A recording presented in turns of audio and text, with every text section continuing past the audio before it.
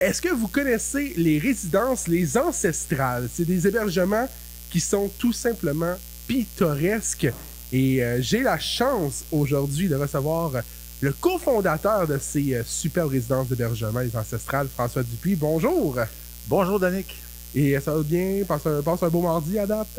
Magnifique journée. On ne sait jamais à quoi s'attendre, mais là, il fait beau. Oui, il fait beau quand même. Il y a un petit peu de soleil, un peu de nuages, mais ça se prend quand même bien. Et là, pour ceux qui se posent la question, là, François, c'est quoi les ancestrales, en fait? Ben, on a ici à Saint-Hyacinthe des trésors architecturaux. Mm-hmm. Je pense que tout le monde connaît la fameuse rue Giroir, Oui.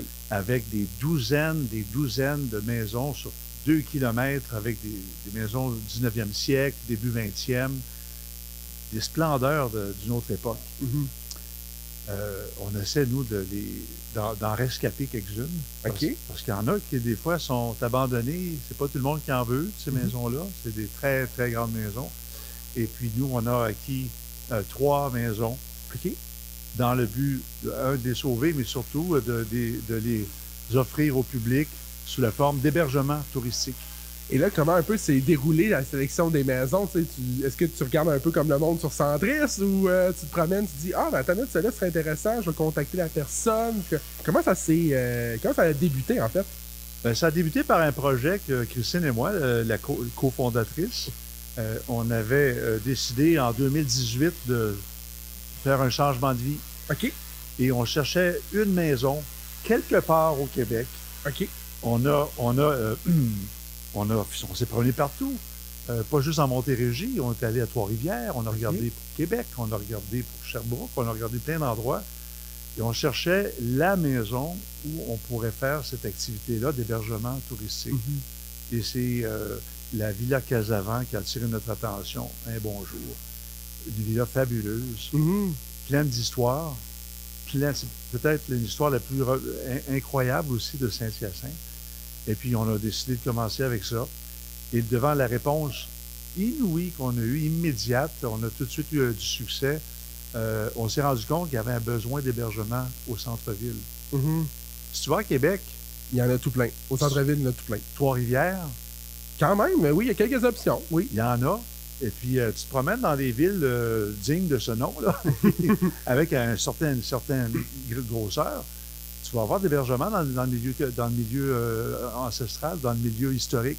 Mm-hmm. Ici, il n'y avait rien, ou à peu près. Oui, je comprends. T'sais, alors, il y a eu une étude qui a été faite pour dire qu'on a besoin d'hébergement ici, au centre-ville. Alors, n'écoutant que notre courage, parce qu'il en fallait un petit peu, là, ces maisons-là, c'est de l'ouvrage. Mm-hmm. On en a acheté 2 autres. Donc, après la Villa Casavant, la maison Turcot, et ensuite la maison Jaudoin. 3 belles maisons. Bien, les images sont incroyables sur les réseaux sociaux. J'avais fait un petit tour sur le site web des Ancestrales. Pour de vrai, des images qui sont à couper le souffle. Et justement, ça m'a un peu amené la question. Ça a dû prendre du temps de faire ces conversions-là, de partir de la maison abandonnée à ce que c'est devenu aujourd'hui. Je dirais qu'il faut mettre pratiquement... ça dépend des maisons, là, mais la dernière qu'on a fait, ça a pris une bonne... presque une année. Wow! Non, une bonne année pour pouvoir ouvrir les portes. En termes d'obtention de permis, d'autorisation, il y a des délais, c'est normal. Et ensuite, la rénovation elle-même. Quand je dis rénovation, je parle de restauration. On essaie de garder le plus possible le caractère d'origine ou de le retrouver des fois sous des couches de plancher. Parce que c'est des maisons qui sont jugées un peu patrimoine, dans le fond. Fait qu'il faut rester un peu dans le même matériel, dans les mêmes... En plein ça. OK. Il y a des critères assez stricts là, sur les matériaux, que ce soit noble, le bois, le métal, la brique. On ne peut pas faire n'importe quoi, on ne peut pas improviser. Il y a bien du monde qui se penche là-dessus quand on soumet des projets. Alors, il faut être conforme à la réglementation. Donc, c'est sûr que c'est plus long. Ça prend des soumissions, des analyses, tout ça. Mais ça vaut la peine parce que le résultat, je le trouve fantastique. Les gens qui viennent, ils ont plus qu'un hébergement. Là. Ils viennent participer à une expérience temporelle, une expérience culturelle. Et justement, parlant d'expérience, ben là, il n'y a pas juste la clé de 3 maisons que tu as aussi les clés de la rue Giroir. Nouvelle expérience qu'on va pouvoir découvrir ces maisons-là. Justement, ça Ça part de où cette idée-là de faire découvrir cette rue-là? Danick, est-ce qu'il t'arrive des fois quand tu te promènes dans un quartier, Ouais. le soir, les Mhm. lumières sont allumées, de t'étirer le cou un petit peu on a cette curiosité de voir. J'avoue, oui. À qui fait pas ça? Puis on aimerait ça pouvoir rentrer dedans. Mhm. Nous, on s'est dit, si on faisait des visites guidées, mais des visites guidées avec un plus, OK. avec un petit extra, avec la possibilité, pas seulement de s'arrêter devant des maisons qui sont des emblématiques là, du centre-ville, mais aussi des maisons où on peut entrer, OK. prendre le temps de visiter de fond en comble la maison. On a tous cette curiosité-là, puis là, maintenant, c'est possible. Et surtout, on va découvrir un peu l'histoire de la maison, qui les a créés un peu, l'architecte d'où ça vient. C'est un peu à quoi on peut s'attendre cet été comme contenu un petit peu, parce que je vois que les visites, ça a l'air assez complet. Là. On va tout comprendre de ce qui va se passer sur cette rue-là. Là. Oui, bonne question. On va mettre en avant la vie des gens qui sont réputés là, pour avoir vécu là, comme à la Villa Casavant, la famille Casavant qui habitait là au début du siècle pendant une trentaine d'années, avec plein d'anecdotes. Et puis l'importance aussi au niveau de l'histoire de la ville, pardon, sur l'histoire de la construction des orgues, là, les orgues Casavant. Oui. Ça a été, je m'excuse, je suis très gesticulé aujourd'hui. C'est pas grave. Je suis en train de démolir tes consoles. Bon, ça va être l'occasion de parler de l'histoire de la maison, du type de construction, des habitants qui ont été là, des activités qui ont gravité autour de ça. Et puis, ce sont des maisons et leurs habitants qui ont façonné chacun l'histoire de la ville au 19e siècle. Et c'est un parcours qui va débuter à partir de quand cet été? C'est ouvert à des groupes ou plus à 2 personnes?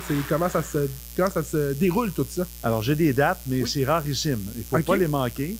C'est une fois par mois, des dimanches.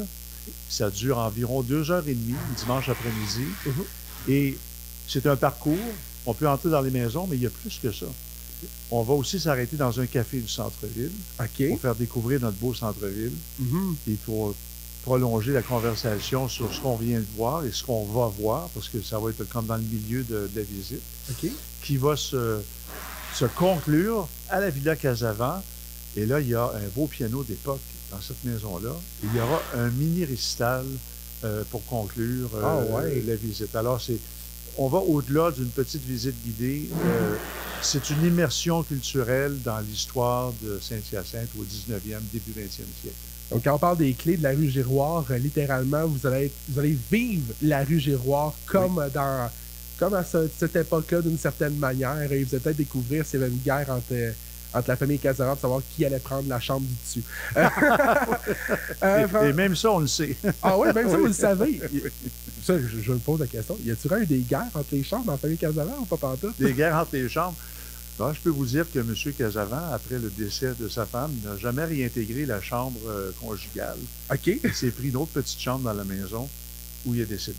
Oh, OK. Ouais. Donc, on n'en dit pas plus. Hein? Non, c'est ça. On garde la surprise pour cet été pour justement réserver vos places et surtout découvrir ce superbe hébergement. Je vous le dis, si vous avez de la famille à l'extérieur qui veulent découvrir Saint-Hyacinthe d'une autre manière, rendez-vous sur le site web Les Ancestrales avec un s.com. François Dupuis, un énorme merci d'être passé au micro des Midi culturels. Tu reviens quand tu veux. Merci, Danick. Vous aimez notre contenu? Abonnez-vous. 103.7